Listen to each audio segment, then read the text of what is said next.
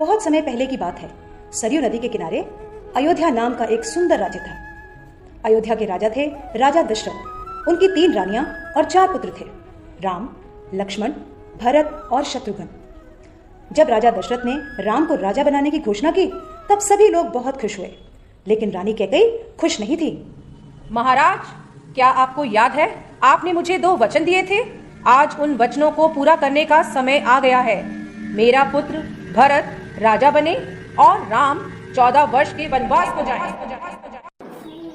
राजा दशरथ की आज्ञा पाकर राम और लक्ष्मण सीता के साथ 14 वर्ष के वनवास के लिए चले गए।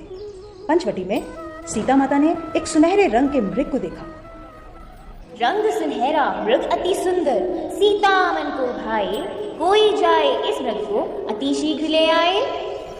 सीता माता की इस बात को सुनकर श्री राम मृग की खोज में जंगल की ओर निकल गए।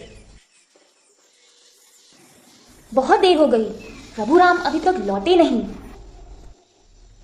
लक्ष्मण, लक्ष्मण, हे सीते, हे सीते।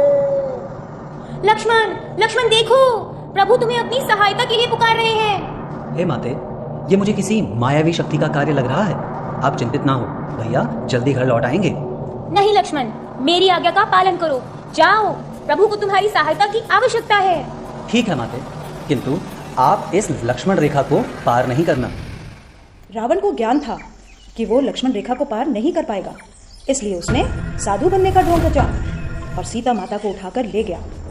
भिक्षाम देहि, भिक्षाम देहि। हे मुनिवर, भिक्षा स्वीकार कीजिए। हे देवी, एक साधु का इतना अनादर, घर के द्वार से ही भिक्षा देकर भेजना चाहती हो? जाओ, नहीं चाहिए तुम्हारी भिक्षा। नहीं नहीं मुनिवर, रुकिए, मैं आती हूँ। बचाओ, बचाओ, बचाओ, भैया लक्ष्मण, प्रभु राम, बचाओ, बचाओ, हे नाथ, मुझे बचाओ। यह धर्मी पापी रावण मुझे उठाकर ले जा रहा है, बचाओ। राम और लक्ष्मण सीता माता को कुटिया में ना पाकर बहुत चिंतित हुए और उनकी खोज में निकल गए। श्री राम, लक्ष्मण और हनुमान ने लंका पर चढ़ाई कर दी और राम और रावण का युद्ध हुआ, जिसमें श्री राम विजयी हुए।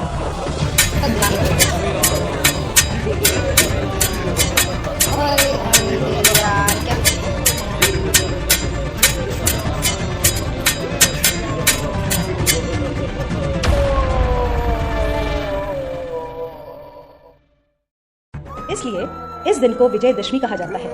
यह त्योहार बुराई पर अच्छाई की जीत का प्रतीक माना जाता है।